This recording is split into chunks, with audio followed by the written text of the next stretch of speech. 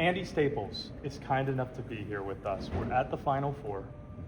What is the path for UConn to pull off what would be, according to the point spread, the biggest upset in a national title game this century? Wow. When you put it that way, it does sound like a big spread. It's 3 possessions. It's 3 possessions. And you think about how dire things looked against Duke, which, are they as well constructed a team as Michigan? No.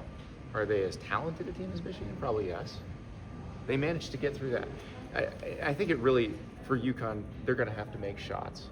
And I thought they did make shots against Illinois in a way that was better than the previous couple rounds. You talk about Hurley after the Duke game saying this is relying to him about how bad they were shooting. If they shoot like that against Michigan, they're done. They're cooked. There's just no way. But Caravan's sending some shots. We'll see about solo ball. He's in a boot on Sunday and says I suspect you're going to see solo ball playing. You're going to see Exel in the board playing. You're not missing this game if there's any way you can get around it. But solo ball's been pretty streaky shooting the ball. Do they get Caravan hitting a few more, Silas Demery hitting a few more? Because he can't just rely on Terrace Reed to do everything, especially without Aymara protecting the rim for Michigan. Let's do future headlines, future takes, because Okay. we can look into the future. All right. If UConn wins, the question's going to be asked, is winning 3 out of 4 in a 64-game field more impressive than winning 7 in a row in the late 60s and 70s? I'm not sure I'm ready to do the Dan Hurley, John Wooden comparison quite yet, but I think you would probably have to make Dan Hurley I would say the most successful. If he wins this, if he wins 3 and 4, I would put him with Nick Saban as the most successful in this modern era of college sports, where it should not be possible to win at that kind of a clip. It should just, the system doesn't really allow for it. And he's figured out, and what's interesting is it may be even more impressive than what Saban did at Alabama, because that system allowed for Saban to stockpile talent in a way that he had a prohibitive advantage against most of the teams he played. UConn doesn't have that advantage. In college basketball right now, with NIL, with the transfer portal, every year you're dealing with a different team. Every year, if you misevaluate on a couple guys, you are screwed. And so the fact that he's been able to do this year after year after year after year, and let's think about it. They barely lose in the round of 32 to the team that won the national title last year. What if they'd beaten Florida last year? Are we here talking about them maybe going for 4 in a row? It's pretty incredible what we've seen him do. So I'm fascinated by Dan Hurley, absolutely fascinated. But yeah, if he wins tomorrow night, the only person who belongs in the same conversation with him in terms of this era of modern college sports is Nick Saban. What I remember about being at that UConn-Florida game last year is Dan Hurley afterwards. I'm expecting some sort of a show and a presser, because all of his pressers are shows. And he was pretty stoic in saying there's a lot of honor to losing to a team like that. And I'm sure he'd say something similar if he loses to Michigan. But what I thought of last night, when Dan goes to the microphone with Tracy Wolfson after the game and gets the boos and welcomes it, he's become Coach K in that sense, right? He's now the guy that everyone roots against. He's not Coach K in that sense, because Coach K, people were rooting against. It's interesting because you have to go back to, you're younger than me, so you weren't.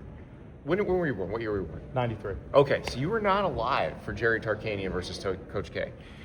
In that era of sports, we very clearly identified the white hat guy and the black hat guy.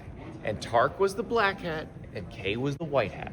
And we got more sophisticated in how we look at these things over the years, and that's when people turned on K. I mean, part of it is everybody eventually turns on you if you're having a success.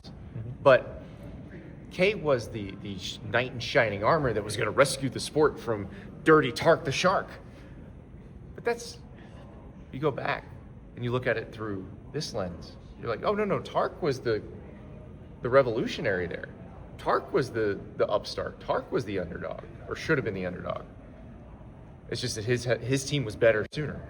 And so I think about that because I was a teenager rooting hard for Duke to beat UNLV, because UNLV was the big bad, they cheated. I wouldn't look at it that way as an adult. I would have looked at it completely differently. And so I think Dan Hurley has a lot more fans than like Tarkanian did at that point, or Coach K at the end, where Coach K had the Duke fans loved him, people respected him, but I'm not sure how beloved he was because it was just a lot. It was maybe too much for some people, like because he got so much praise heaped on him, and he'd go talk to the other team in the locker room after the other team. You need to beat us with class and all that stuff. So Hurley is just sort of unapologetically himself. He's nuts. He wears his Lucky Dragon underwear.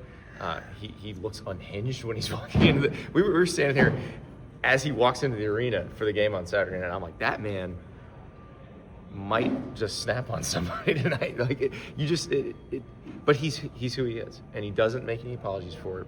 And his players love him, and they clearly enjoy playing for him. Clearly, he cares about them. So I think it's a little bit different. I think we don't look at it as kind of cut and dried, you're the bad guy, you're the good guy anymore. Andy Staples on 3 with us. Let's close by looking at things from a 1,000-foot view and maybe lump college football into this a little bit. There are some who say that Indianapolis is the best place to host a Final Four, and it sounds a lot like the people that say the best place to have a national championship in college football is the Rose Bowl. Are you a fan, kind of like Omaha with college baseball, of having singular sites that are associated with sports? I would be fine with that. If they wanted to play the national title game in the Rose Bowl every year, I'd be fine with that. I don't think the Rose Bowl wants that. I think they want to have they just want everything to go back the way it was. They want to have their parade and have a game at 2:30 p.m. Pacific time on January 1st. To which I say, if that's what you demand, then go have a tractor pull that day, because the sport's going to do what it does.